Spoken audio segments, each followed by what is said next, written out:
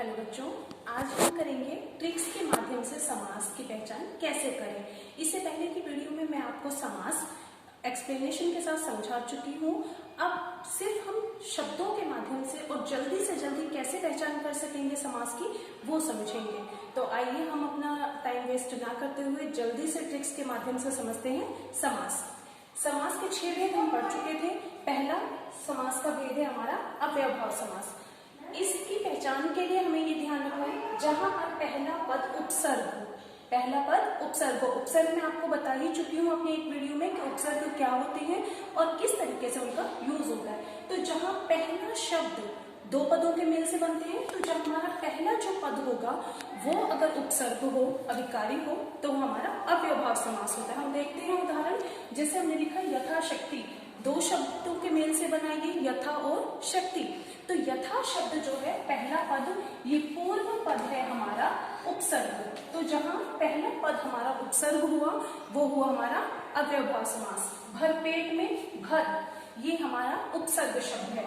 दिनों दिन और गली गली, अब यहाँ देखिए ये मैंने लिए इसलिए शब्द कि कुछ बच्चों को कंफ्यूजन होता है जब हम द्वंद्व समास करते हैं। द्वंद्व समास की पहचान के लिए मैंने बताया था उसमें एक बीच में योजक चिन्ह होता है। तो बच्चे यहाँ इस योजक चिन्ह को देख के कंफ्यूज हो जाते हैं और इसको गली और गली इसका समास विग्रह कर देते हैं, जबकि ऐसा नहीं है। हमें हमेशा पहला पद देखना होता है जहाँ पहला पद हमारा अभिकारी हो, अव्यय हो।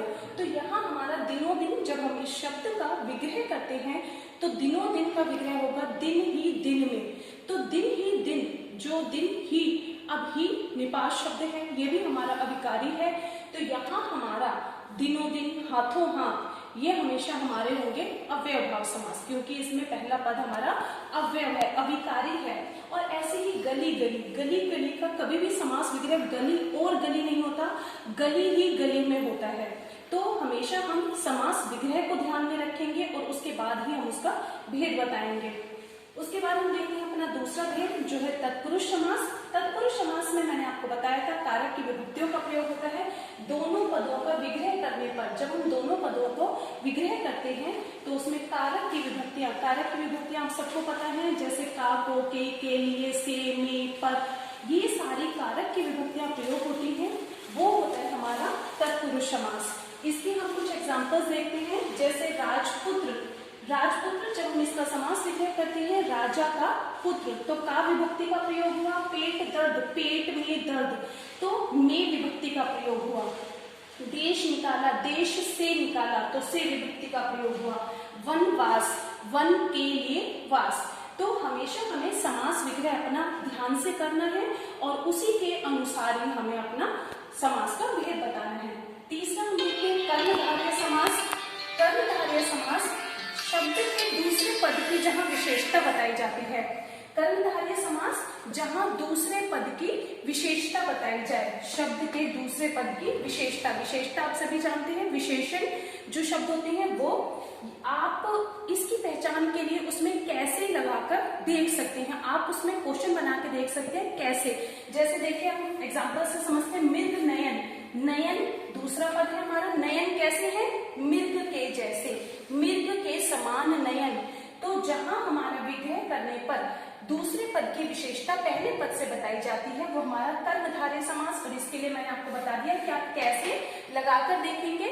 तो हमने देखे नयन कैसे, मृग जैसे, तो ये हमारा हुआ कर्मधारय समास। नीला अंबर, नीला अंबर, अंबर कैसा, नीला, तो ये हुआ हमारा कर्मधारय। महात्मा, आत्मा कैसी, महान। महर्षि, ऋषि कैसा, महान। ठीक है, तो ये हमारे हुए कर्मधारय समास।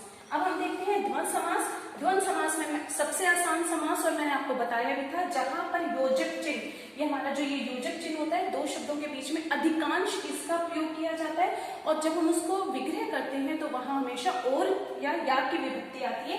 जैसे लेन देन, लेन और देन, चाचा भतीजा, चाचा और भतीजा, सब में बीच में विभक्ति लगी है। इसी के लिए मैंने आपको बताया था, जो यहाँ गली गली बताया था, कि गली गली में हम सिर्फ योजक चिन्ह देख के नहीं समझेंगे कि वो हमारा द्वंद्व समास है, हम उसका विग्रह करके ही देखेंगे। अगर विग्रह करने पर और आता है तो ही हम करेंगे कि वो हमारा अव्ययभाव समास हमारा और की विभक्ति आने पर ही द्वंद्व समास होता है, अन्यथा अगर जहां पर पहला पद हमारा अविकारी हो वो हमारा अव्ययभाव समास होता है।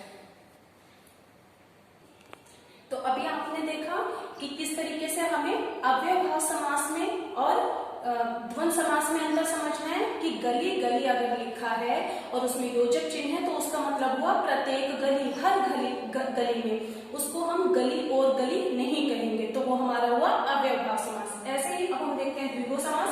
द्विगु समास भी बहुत आसान है। द्विगु मतलब दो, तो जहां पर दो मतलब एक काउंटिंग है, तो जहां हमारा पहला पद काउंटिंग हो, संख्या हो, तो वो हमेशा हमारा द्विगु समास होता है। जहां पहला पद संख्या हो, समूह का बोध कराए, ग्रुप का बोध हो, ठीक है।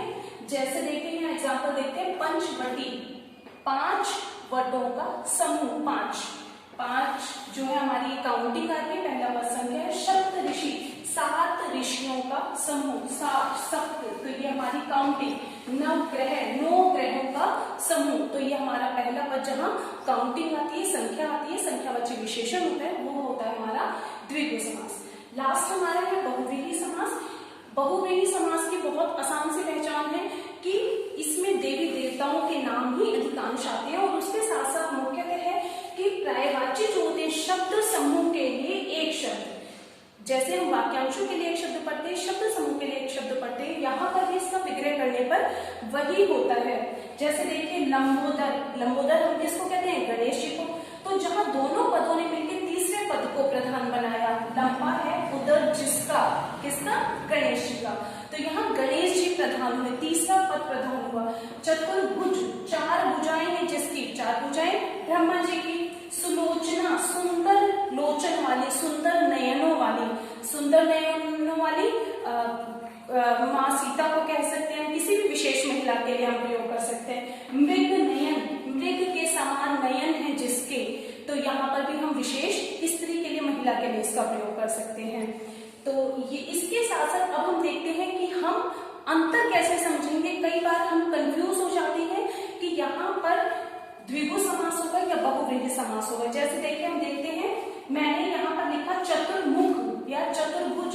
अब बच्चे यहाँ कहेंगे कि मैडम यहाँ 4, ये चतुर, जो ये 4 लिखा है ये हमारी काउंटिंग है, संख्या है, तो आपने कहा था जहाँ पहला पद संख्या होगा वो हमारा द्विगु समास होगा, पर यहाँ ये द्विगु समास क्यों नहीं है? यहाँ हमेशा बेटा हम उसका विग्रह ध्यान में रखेंगे कि जो चतुर्मुख हमारे 4 मुखों का समूह अगर हम लिखते हैं और उसका हम तीसरा पद प्रधान बनाते हैं कि 4 मुखों का समूह, अगर हमने ये लिखा 4 मुखों का समूह, तो हमने यहाँ 4 मुख, ये इसको हमने मेन बनाया, हमने काउंटिंग को मेन बनाया, हम मुखों की विशेषता बता रहे हैं। क्या विशेषता बता रहे हैं मुखों की? कि वो मुख जो 4 है, 4 का समूह है, तो यहाँ हमेशा हमारा होगा द्विगु समास, क्योंकि हमने यहाँ संख्या को प्रधान कर दिया। पर जब हम तीसरे पद को प्रधान करेंगे, अगर हम इसका विग्रह ये करते हैं 4 के मुख जिसके, तो जिसके हमने तीसरे पद को प्रधान किया अर्थात ब्रह्मा जी, तो ये हुआ हमारा बहुव्रीहि समास। इस चीज को हम हमेशा ध्यान रखेंगे कि अगर मान लो हमने लिखा मृग, हमने लिखा चतुर्भुज, तो 4 भुजाओं का समूह अगर हमने लिखा तो वो हुआ हमारा द्विगु समास। पर अगर हमने लिखे 4 भुजाएं हैं जिसकी, ब्रह्मा जी, तो वो हुआ हमारा बहुव्रीहि समास, जहां हम तीसरे पद को प्रधान बनाते हैं। ऐसे ही हम कर्मधारय बहुव्रीहि में अंतर देखते हैं कि कर्मधारय समास क्या होता है हमारा, जहां पर एक पद दूसरे की विशेषता बताता है। यहाँ कुछ एग्जाम्पल्स हम देखें, हमने लिखा पीतांबर, ठीक, अगर मैं इसका विग्रह ये करूं पीला है जो अंबर, ठीक है, पीला है जो अंबर, तो यहाँ ये हुआ अंबर की विशेषता बताई गई, आसमान की विशेषता, कपड़े की विशेषता क्या है कि वो कपड़ा जो पीला है, ठीक, तो यहाँ पर पीला है जो कपड़ा अंबर, तो यहाँ अंबर की विशेषता बताई जा रही है कि पीला, तो जहाँ विशेषता बताई जाए वो हमारा क्या होता है? कर्मधारय समास। पर अगर मैं ये कहूँ पीतांबर, पीले हैं अंबर जिसके, और वहां मैं लिख दूं कृष्ण जी पीले हैं अंबर जिसके, तो वो हुए हमारा बहुव्रीहि समास। ऐसे ही कमल नयन, कमल, अगर मैं नयनों की विशेषता बताऊं कि कमल के समान नयन, ठीक, या कमल रूपी नयन, तो वो हुआ हमारा कर्मधारय समास। पर अगर मैं ये कहूं कमल के समान नयन है जिसके, श्री रामचंद्र जी, तो वो हुआ हमारा बहुव्रीहि समास। ऐसे देखिए, अब हम ये देखते हैं कि हम किसी भी शब्द में कैसे पहचान करेंगे कि वहां कौन सा समास है। सबसे पहले हम उस शब्द को ध्यान में रखेंगे, उसके बाद हम एक पूरे जो हमारे समास के वेद हैं हम उनका रिवाइज करना शुरू करेंगे। हम यहाँ पर एक ही शब्द ले लेते हैं, पीताम्बर। ठीक, अब हम सबसे पहले देखेंगे पीताम्बर शब्द में क्या इस शब्द में उपसर्ग है। पीत कोई उपसर्ग शब्द नहीं है। ठीक है, तो हमारा ये अव्यवहार समास भी नहीं है। दूसरा हम देखेंगे क्या यहाँ तत्पुरुष समास है, क्या यहाँ कारक की विभक्ति लगी है, नहीं लगी। का, को, की, से, के लिए हमारा कहीं पर भी इसमें नहीं लगा विग्रह करने पर, तो ये तत्पुरुष समास भी नहीं है। अब हम देखेंगे क्या इनका विग्रह करने पर योजक चिन्ह लगा हुआ है, क्या और की विभक्ति आती है, नहीं आती, तो ये हमारा द्वंद्व समास भी नहीं है। क्या यहाँ काउंटिंग है, संख्या है पहला पद, संख्या भी नहीं है, तो ये हमारा द्विगु समास भी नहीं है। अब हम इसका विग्रह करने पर अब हमें पता चलता है कि पीला है अंबर जिसके, या पीला है जो अंबर, इन दोनों में से हम एक कर सकते हैं उसका विग्रह करने पर, और उसी के अनुसार हम बताएंगे या तो इसको कर्मधारय समास लिखेंगे या फिर हम इसको बहुव्रीहि। और हमेशा हमारा बच्चों जो हम समास विग्रह करते हैं उसी के अनुसार हम भेद भी बताते हैं। हम ऐसा नहीं कर सकते हमने लिखा पीला है जो अंबर और फिर हम इसको कर दें बहुव्रीहि समास, तो ये हमारा गलत होगा। हमारा हमेशा विग्रह करने के अनुसार ही हमारा समास का भेद हम बताते हैं। धन्यवाद बच्चों, मेरे ख्याल से आपको समझ में आ गया होगा। Thank you.